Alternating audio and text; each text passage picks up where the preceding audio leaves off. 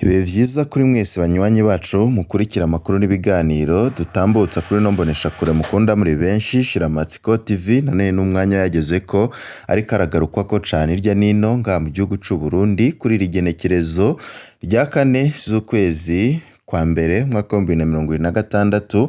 Tubazaniye amakuru yihuta cane ariko aravugwa irya nino ngaha mu gihugu c'u Burundi, amakuru tugiye gushimikira ku ngingo irabana na politike ndetse n'umutekano. Turababwira vyinshi biriko biravugwa cane, aho tuza kubabwira ku njyane zikomeye cane zibandanije kugaragara hagati y'umukuru w'igihugu c'u Burundi President Evariste Ndayishimiye ndetse n'umunyamabanga mukuru w'umugambwe uri ku butegetsi Reveriyano Ndikuriyo. Aho Ndikuriyo kuri ubu ngubu atasiba kwerekana yuko ashaka gusubirira umukuru w'igihugu c'u Burundi President Evariste Ndayishimiye, kandi bubi na bwiza. Aho muri ano makuru tuza kubabwira ku bijanye n'ikibazo cy'umushikiranganji Alain Ndikumana, umushikiranganji ajejwe ikigega cya leta, aho kuri ubu ngubu uyu mushikiranganji ikibazo ciwe nyine naco gihanganishije cane President Evariste Ndayishimiye n'umunyamabanga mukuru w'umugambwe uri ku butegetsi CNDD FDD Reveriyano Ndikuriyo.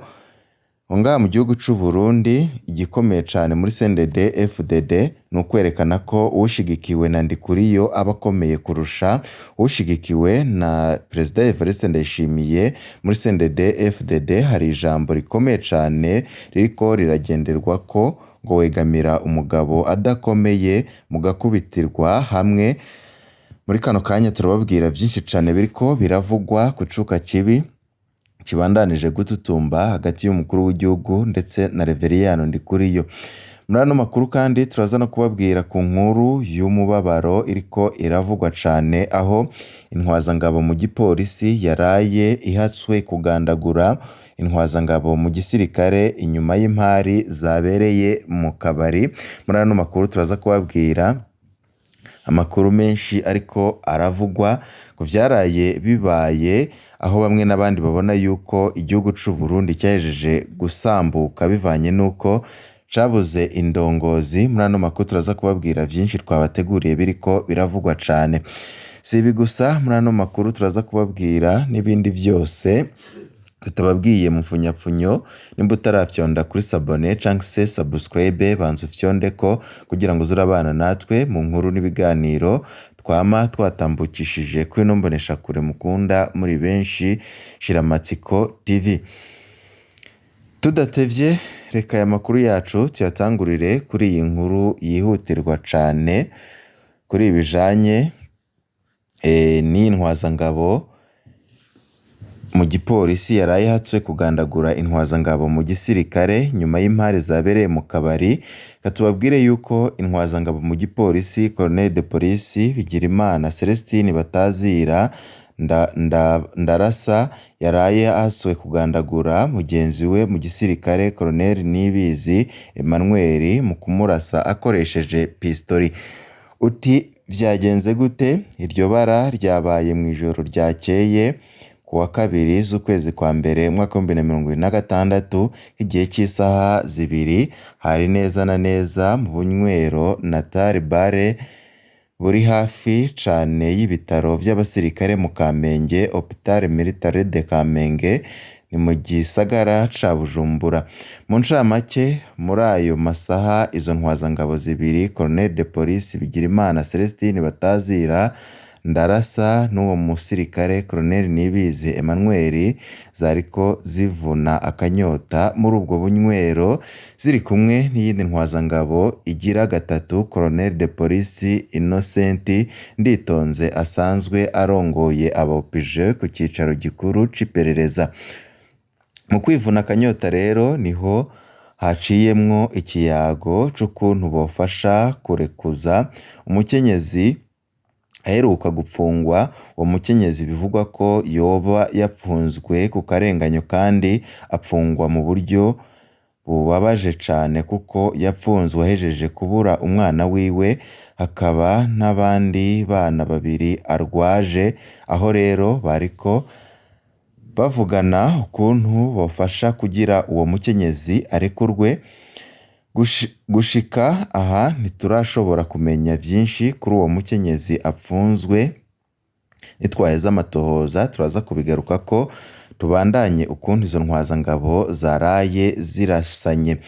Bariko barayaga kuri ico kiyago c'uwo mukenyezi Colonel de Police Bigirimana Celestine ariwe Ndarasa yaciye akarira mugenzi we Colonel Nibizi Emmanuel mu kumubwira ko ibijanye n'ico kiyago iyo sije atari kubibazwa bari kumwe na Colonel de Police Innocent Nditonze ngo kuko ari umucinjire bisigura mushasha mu gipolisi ategeze arwana. Aho rero Colonel de Police Celestine yavuga ko Colonel de Police Innocent ataco yofasha kuri ico kibazo naho ari we arongoye abaopije bose bo mwiperereza. Impari zaciye zaduka ubwo nyine batangura gushwana, niho Colonel de Police Celestine Batazira Ndarasa yaca asimba atora inkoho ya Kalashnikov yarafise uwumugendanira ashoka aja kuyimwaka kugira ntarase, ariko uwo nawe nyine yaciye anyaruka kubibona aca arahaguruka batangura kugwanira iyo nkoho. Babandanije bayigwanira, Colonel de Police Celestine araneshwa inkoho aca arayiheba aca yikora kuri pistoli yiwe aca arasa amasoro abiri. Wa musirikare Nibizi arakomereka cane, Imana yarakinze kuko amasoro yo muri pistoli yaciye amuherana. Ubwo nyine wa musirikare Colonel Nibizi Emmanuel yaciye anyarukanwa mu bitaro by'abasirikare ari naho ariko aravurirwa kugera kano kanya. Ibi vyaraye bibaye n'ingendo mbi cane yama yibonekeza mu nzego z'umutekano. Ibi vyerekana indero nke abapolisi b'igihugu bafise, aho kenshi abo bategerezwa gukingira canke bategereza gukingira nyine abanyagihugu birirwa barabagandagura bakoresheje inkoho z'igihugu. Mu mategeko Colonel de Police Celestine yategerezwa guca ahanirwa kino caha yaraye akoze co kugomba kugandagura mugenzi we, ariko kubera indero yo kudahana twirirwa turiyamiriza ntawuzi ko ari buze guhanwa. Ico bikoze bamwe n'abandi babona yuko iyi ngendo ari mbi cyane, ko uyo nyine yahatswe kugandagura mugenzi we agomba kubihanirwa. Tuve kuri iyo nkuru tugaruke ku makuru ariko aravugwa cane ku cuka kibi kibandanije gututumba hagati y'umukuru w'igihugu c'u Burundi Perezida Evariste Ndayishimiye ndetse n'urongoye umugambwe uri ku butegetsi Reveriyano Ndikuriyo. Ikintu gihambaye Reveriyano Ndikuriyo yaraye ashoboye kwerekana no kwibagiza ijambo ry'umukuru w'igihugu ryaheza umwaka yavuze. Umunsi abatari bake bari kugaruka ku ijambo ry'umukuru w'igihugu. Ubu ntawe ucibuka ko Perezida Ndayishimiye yashikirije ijambo riheza umwaka. Ibibazo bihambaye tubisanga kwa Reveriyano Ndikuriyo arongoye umugambwe uri ku butegetsi CNDD FDD kurusha kwa Perezida Evariste Ndayishimiye. Ikindi Reveriyano Ndikuriyo yakoze no gushira umukuru w'igihugu na leta aho bibananira gufata ingingo kuri fomi. Biragoye kumenya ko n'ibindi bisata umushikiranganje Ariane Ndikumana yari yerekanye ko vyamunzwe no konona amatungo ya leta be no kuyasahura. Aho twavuga nka Nagesa ndetse n'iyubakwa ry'amazoni n'ibindi, ko hari ico leta izoshobora kubikorako. Kubijanye na fomi hoho leta Ndayishimiye vyoyisaba guhangana n'umugambwe CNDD FDD kugira hafatwe ingingo. Burya Ndikuriyo asa n'uwaraye ateye Ndayishimiye ariko atamuvuze. iyo wifatiye mu gahanga umushikiranganje akiri muri leta kandi uzi ko akunzwe n'umukuru w'igihugu, iba ari inzira y'ubwenge yo gutera agatsinde umukuru w'igihugu. Ikindi gikomeye Ndikuriyo yaraye yerekanye nuko ari we afise ijambo rihambaye ku bibazo bikomeye by'igihugu, mbere no ku bibazo ubundi bibazwa n'umukuru w'igihugu, ivyo ahandi bita domaine serve de chief d'etat, aho ni nko ku bibazo by'imigenderanire n'amakungu, aho Ndikuriyo ari we atangaza ko umupaka wa Gatumba uzoguma wugaye gushika huguruwe imipaka y'u Burundi n'u Rwanda. Ivyo akabivuga leta n'umukuru w'igihugu atavyo baratangaza. Ni nko ku kibazo cy'igisoda, aho Ndikuriyo ari we atangaza ko Uburundi bugifise ingabo muri Repubulika Iharanira Demokarasi ya Kongo. Ndikuriyo yaraye akoze intambwe ya mbere yo kuba ushobora kuvuga ivyo leta idakora neza, aho ni nk'igihe yerekana ko kubona ifumbire ibura mu gihugu ariko ikosa rya leta atari ikosa rya FOMI.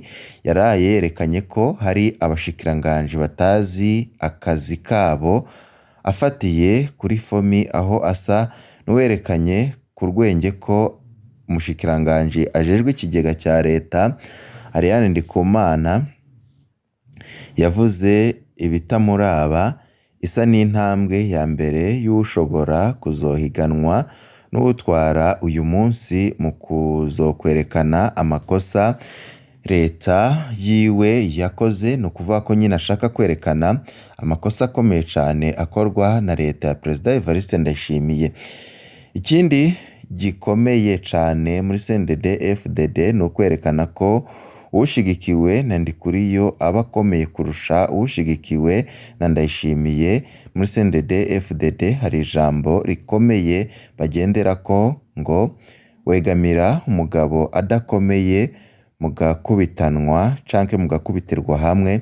Ikizoba ku mushikiranganje Ariane Ndikumana kizoba ikimenyetso cyo cerekana umugabo uwo ari we hagati ya Ndayishimiye na Ndikuriyo. Ndikuriyo azokurwa canke azoshigikirwa. Ibintu bikomeye cyane biriko biravugwa ku mushikiranganje Ariane Ndikumana, byerekana yuko vyavyuye impare ziri hagati y'ibihangange muri CNDD-FDD, cane cane umukuru w'igihugu c'u Burundi ndetse na Reveriyano Ndikuriyo arongoye umugambwe CNDD-FDD adahwema kwerekana yuko ashaka gusubirira umukuru w'igihugu vuba na bwango, aho kuri ubu ngubu abari ku ruhande rwa Perezida Evariste Ndayishimiye bavuga ko Ndikuriyo yoba ariko arategura ibintu bikomeye cyane, aho begera Perezida Evariste Ndayishimiye bamubwira yuko atagombye ngo amwitange, Reveriyano Ndikuriyo arashobora gukora ibintu bibi cyane kuri Perezida Evariste Ndayishimiye, kubera ko Ndikuriyo arafise n'agashavu gakomeye cyane, bivanye nuko mu gihe yorwara akaremba havuzwe amakuru menshi yuko yoba yari yahawe ishano kandi bigizwemwo uruhare n'abakuru. Ubwo nyine abo bakuru bashaka kwikura ko Reveriyano Ndikuriyo mu bavuzwe harimwo n'umukuru w'igihugu c'u Burundi Perezida Evariste Ndayishimiye, aho impare hagati y'abo bagabo babiri zibandanya muri kino gihe. Ico bikoze bamwe n'abandi babona yuko leta ya CNDD-FDD ngo yoba igiye guhera nk'ifu y'iminjira. Bamwe n'abandi babona yuko akari imbere gahinda. Mu kandi kanya turaza kubabwira n'ibindi byinshi biriko biravugwa cane irya nino ngaha mu gihugu c'u Burundi. Turakengurutse kuri mwe mwese mwaduteze yompi kuva mu ntango gushika ku musozo. Bibe byiza kuri mwese, nivyo ndabipfurije.